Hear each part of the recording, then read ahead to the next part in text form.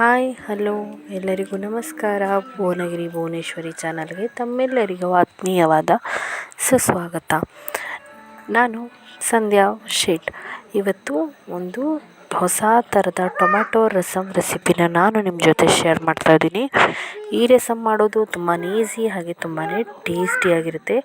ಜೊತೆಗೆ ಸ್ವಲ್ಪ ಕೊತ್ತಂಬರಿ ಸೊಪ್ಪು ಟೊಮ್ಯಾಟೊ ಇದ್ದರೂ ಕೂಡ ನೀವು ಈ ರಸಮ್ನ ಈಸಿಯಾಗಿ ಮಾಡ್ಬೋದು. ಯಾವುದೇ ರಸಮ್ ಪುಡಿ ಬಳಸೋ ಅವಶ್ಯಕತೆ ಇಲ್ಲ, ಯಾವುದೇ ತುಂಬ ಹೊತ್ತು ಕಾಯೋ ಅವಶ್ಯಕತೆ ಇರೋದಿಲ್ಲ. ಇಮ್ಮಿಡಿಯೇಟಾಗಿ ಮಾಡ್ಕೋಬೋದು. ಜೊತೆಗೆ ಪಳ ಅಂತ ಹೊಡಿತಾ ಇರುತ್ತೆ ಈ ಟೊಮೆಟೊ ಸಾರು. ತುಂಬಾ ಟೇಸ್ಟಿಯಾಗಿರುತ್ತೆ. ಜೊತೆಗೆ ತುಂಬಾ ಹೊಡೆಯೋ ಅಷ್ಟು ಚೆನ್ನಾಗಿರುವಂಥ ಟೊಮೆಟೊ ಸಾರು. ಪಳ ಹೊಳೆಯೋ ಟೊಮೆಟೊ ಸಾರನ್ನು ಇವತ್ತು ಹೇಗೆ ಮಾಡೋದು ನೋಡ್ಕೊಂಬರೋಣ ಬನ್ನಿ.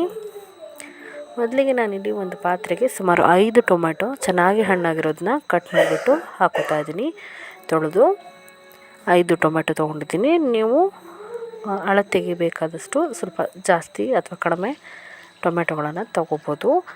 ಹಾಗೆ ಒಂದು ಲೋಟ ಆಗೋಷ್ಟು ನೀರು, ಒಂದು ಈರುಳ್ಳಿ ಸಣ್ಣದು, ಹಾಗೆ ಒಂದು ಸ್ಪೂನ್ ಆಗೋಷ್ಟು ಜೀರಿಗೆ ಹಾಕಿಬಿಟ್ಟು ಬೇಯಿಸೋದಕ್ಕೆ ಇಡ್ತಾಯಿದ್ದೀನಿ.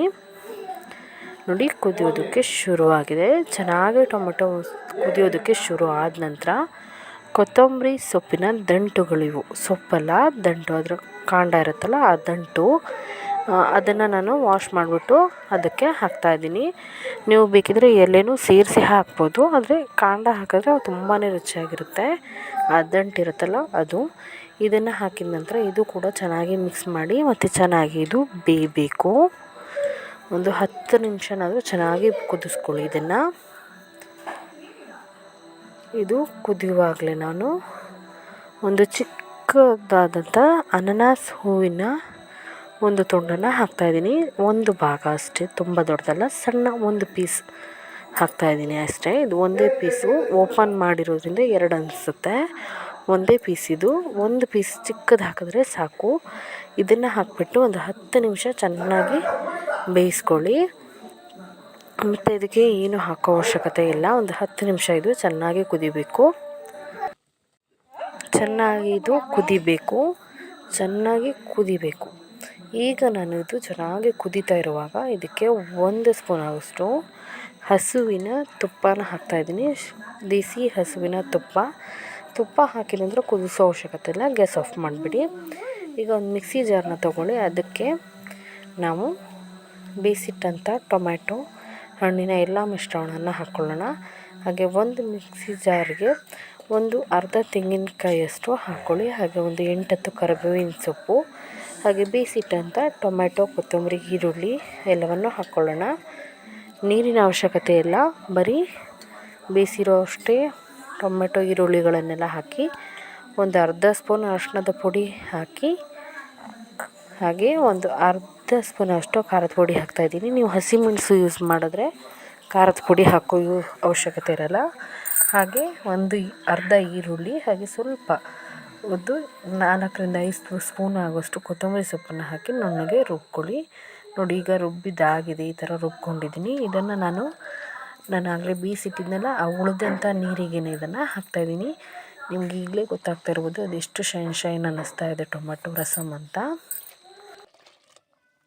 ಮಿಕ್ಸಿ ಜಾರಿಗೆ ಸ್ವಲ್ಪ ನೀರು ಹಾಕಿಬಿಟ್ಟು ತೊಳೆದು ಹಾಕೋತಾ ಇದ್ದೀನಿ. ಹಾಗೆ ನಿಮಗೆ ಎಷ್ಟು ನೀರು ಬೇಕಾಗುತ್ತೆ ಅಂತ ನೋಡಿ ನೀರನ್ನು ಹಾಕಿ ಮಿಕ್ಸ್ ಮಾಡ್ಕೊಳ್ಳಿ. ನಾನಿಲ್ಲಿ ಬೇಕಾಗೋಷ್ಟು ನೀರನ್ನು ಹಾಕಿಬಿಟ್ಟು ಮಿಕ್ಸ್ ಮಾಡ್ಕೋತಾ ಇದ್ದೀನಿ. ಈಗ ಈ ರಸಮ್ ಸ್ವಲ್ಪ ಥಿಕ್ನೆಸ್ ಇದ್ದರೆ ಚೆನ್ನಾಗಿರುತ್ತೆ. ತುಂಬ ತೆಳುವಾಗಿರಬಾರ್ದು, ಹಾಗೆ ತುಂಬ ಕೂಡ ದಪ್ಪ ಇರಬಾರ್ದು. ನೋಡಿ, ಈ ಥರ ಇದ್ದರೆ ಸಾಕು. ಈ ಹದದಲ್ಲಿ ನೀವು ಮಾಡಿಕೊಂಡ್ರೆ ಕರೆಕ್ಟಾಗಿರುತ್ತೆ ರಸಮ್ಮು. ಊಟಕ್ಕೆ ಅಥವಾ ಕುಡಿಯೋದಕ್ಕೂ ಕೂಡ ಈ ರಸಮ್ ಸಖತ್ತಾಗಿರುತ್ತೆ, ತುಂಬ ಟೇಸ್ಟಿಯಾಗಿರುತ್ತೆ. ನೋಡಿ, ಈ ಥಿಕ್ನೆಸ್ಸಲ್ಲಿ ಮಾಡಿದ್ದ ನಂತರ ನಾನು ರುಚಿಗೆ ತಕ್ಕಷ್ಟು ಉಪ್ಪನ್ನು ಹಾಕ್ತಿದ್ದೀನಿ, ಕಲ್ಲುಪ್ಪು.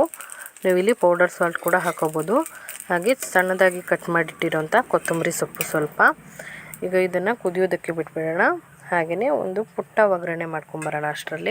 ಕುದಿಯೋಷ್ಟರಲ್ಲಿ ಒಂದು ಬಾಣಲಿಗೆ 1-2 ಸ್ಪೂನ್ ಎಣ್ಣೆ ಹಾಕ್ಕೊಂಡಿದ್ದೀನಿ. ಹಾಗೆ ಸಾಸಿವೆ ಮತ್ತು ಜೀರಿಗೆ, ಹಾಗೆ ಒಂದು 8 ಬೆಳ್ಳುಳ್ಳಿ, ಹಾಗೆ ಕರಿಬೇವನ್ನು ಹಾಕಿ ಹುರ್ಕೋತಾ ಇದ್ದೀನಿ.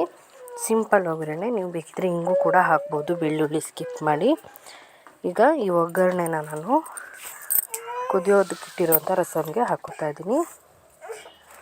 ಈಗ ಇದು ಕುದಿಬೇಕು ಚೆನ್ನಾಗಿ, ಒಂದು ಕುದಿ ಬರೋವರೆಗೂ ಚೆನ್ನಾಗಿ ಕುದಿಸ್ಕೊಳ್ಳೋಣ. ಒಂದ್ಸಲ ಚೆನ್ನಾಗಿ ಮಿಕ್ಸ್ ಮಾಡಿಕೊಂಡು ಕುದಿಸ್ಕೊಂಡ್ಬಿಡೋಣ.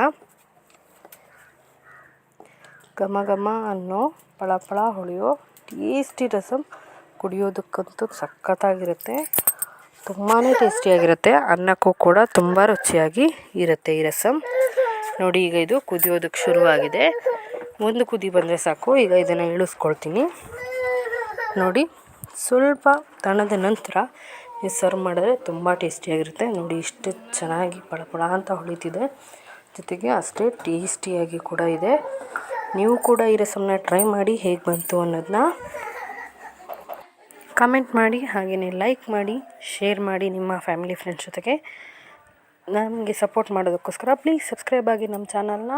ಪ್ಲೀಸ್ ಸಪೋರ್ಟ್ ಮಾಡಿ. ಇನ್ನಷ್ಟು ಹೊಸ ರೆಸಿಪೀಸ್ಗಳಿಗಾಗಿ ಭುವನಗಿರಿ ಚಾನಲ್ನ ಸಬ್ಸ್ಕ್ರೈಬ್ ಆಗೋದ್ರ ಜೊತೆಗೆ ಯಾವಾಗಲೂ ನೋಡ್ತಾ ಇರಿ. Keep watching Bhuvanagiri channel.